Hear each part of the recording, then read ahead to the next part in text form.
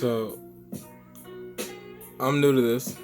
New to the whole talking part, not the YouTube part. I've been on it for a couple of years. But I wanted to take the time today to, tell a story.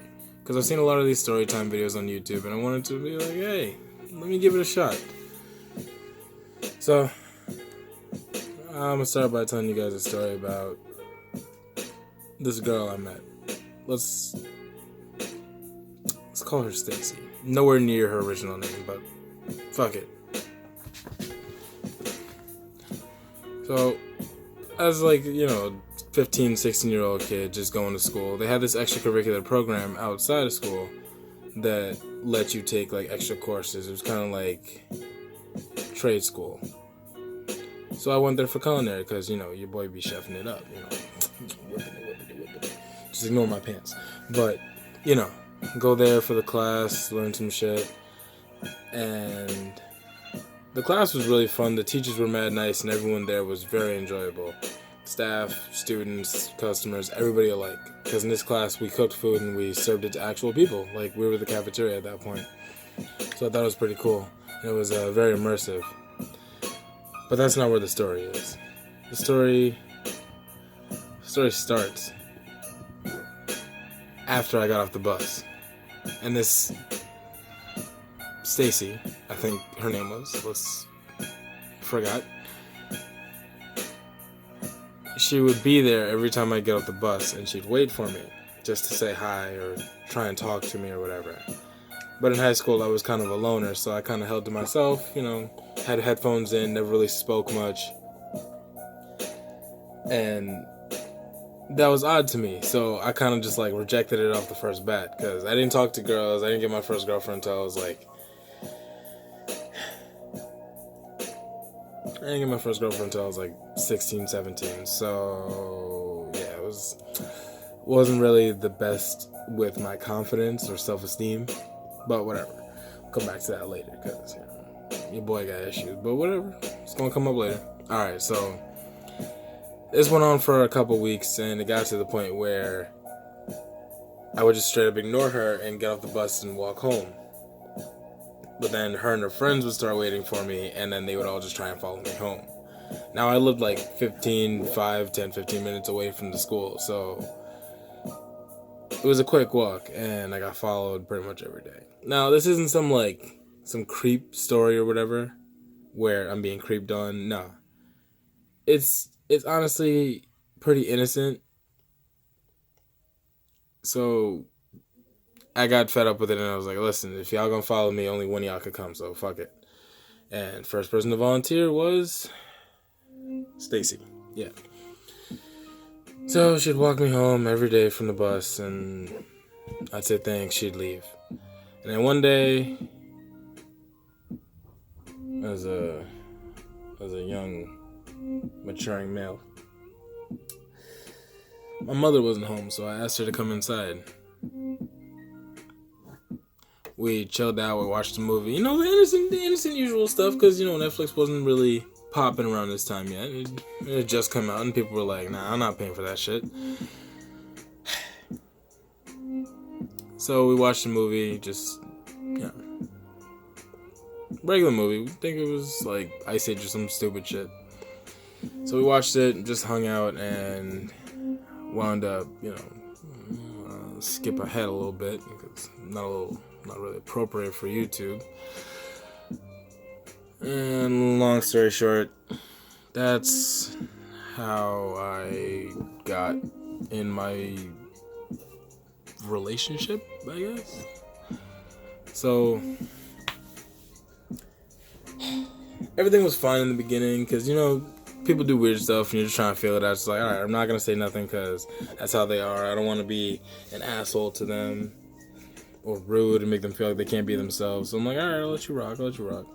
But when it came to my time to be weird and let rock, just test the waters or whatever, it became somewhat of an issue. And at this point, anyone else would be like, okay, I let you do this and I don't say anything, but if I do this, you say something. Now, that's kind of unfair, but like I mentioned before, I'm more to myself and I'm more quiet. About to say quiet and this shit, fucking thing's getting louder. I'm more quiet. So I kept it to myself and I said nothing for like the first 2 years. I said nothing about any issues. I just did what I was doing, and there was no problem. Like as long as she was happy, there was no problem. So yeah, that's.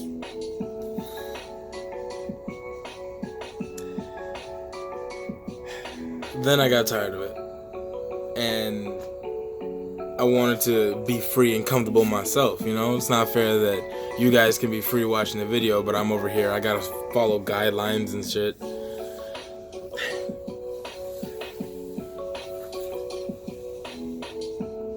I don't even know where I'm going with the story anymore, and I'm just talking at this point.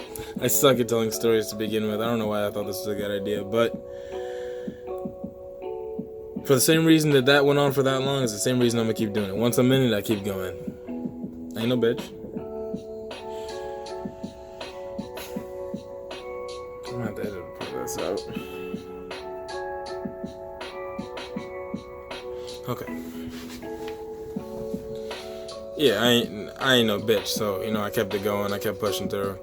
And I started trying to talk to her, and it's like trying to talk to a brick wall. It's like, tell me how you're feeling, you know, what can I do to make you feel better? I know you're not, you know, happy with things that's happened in your past, and you say I make you feel better, but I don't know what I could or should do. And that, not knowing how to help someone is like one of the worst feelings that you can have. I'm not saying it's the worst. It's definitely up there. You know, right alongside my dog just died, but like, yeah, it's up there. So it's hard. It's a hard thing to deal with, and for those of you out there dealing with that it sucks. And just know you're not alone. Like, there's people out there going through the same thing, like dealing with someone who doesn't want to talk or doesn't know how to express their feelings, or maybe it's too hard to. And on the other hand, if you are that person that doesn't know how to express your feelings, and, you know, talk to your partner, cut that shit out right now. That shit's annoying as fuck. Nah, in all seriousness, no, though. Like, we care. And that person that you're sitting next to watching this video with, they care about you. Just keep that in mind next time you try to, like, think that it's better not to say something. Speaking of saying something, I'm gonna skip ahead a little bit into year 3. There was some good, there was some bad. There's not much missing. It's just a lot of issues with myself and how I feel, and family issues, and her being mentally and physically abusive didn't help anything. And I tried to take an easy way out that was not. It just felt like it was too much to deal with, everything all at once. So I tried to kill myself. And I'm not talking like, you know, some hardcore go get some bullets or a knife and slit my throat or some shit. Nah, I was on some pussy shit. I didn't really like pain. As big as a dude as I am, I'm like 300 pounds and 6 feet. I was a pussy. So I swallowed a whole bunch of medication, and as you can see, I didn't die, but it kind of sucks because all this around my birthday. So I had gotten arrested 2 days prior over some dumb shit that one of my friend's brothers that I was hanging out with had gotten some stolen information from his sister who was in school at the time and used that to pay for some food. And we were at my house, so when I answered the door, I got arrested on my porch in front of my neighbors and everything.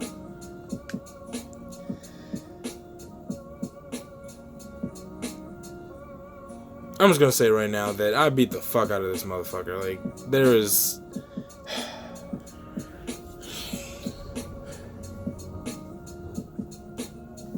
That's another story, because there's more to this motherfucker than just one little thing here. So, got arrested, issues at home with family, issues in school, self-image issues, and then us breaking up was the pushing point. And there was no, like, lasting damage other than a newfound self-worth and self-confidence. The only issue is that I put myself in a coma for 3 days and wake up once a day for about 2 minutes just to throw up and go back down. I thought I was in the same room for 3 days, but apparently I was in 3 different rooms in 3 different hospitals for 3 days, and I don't remember any of it.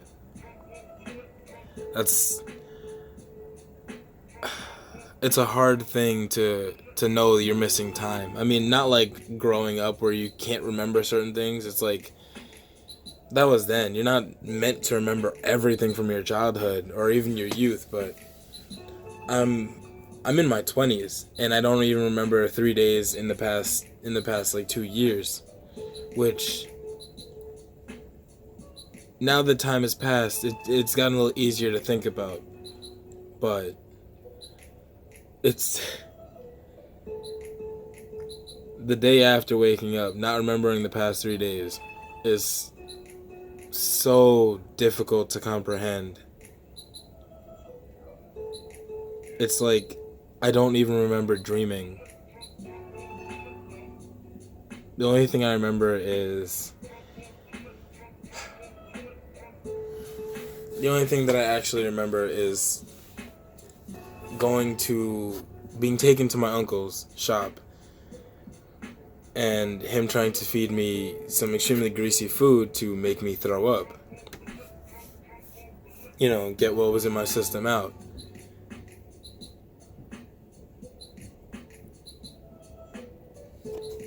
But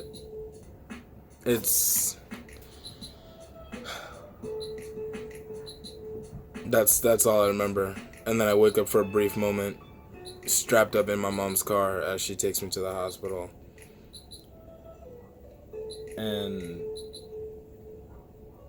it wasn't... It's an experience, I'll tell you that. It's not something I would or recommend or would ever do again.